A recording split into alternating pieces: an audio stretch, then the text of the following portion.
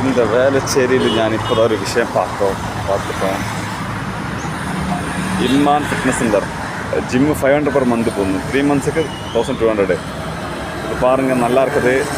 Just check பண்ணி பார்க்குறேன் எப்படின்னு. நம்ம மாதிரி சாதாரணமான மக்களுக்கு இது ஓகே தான்.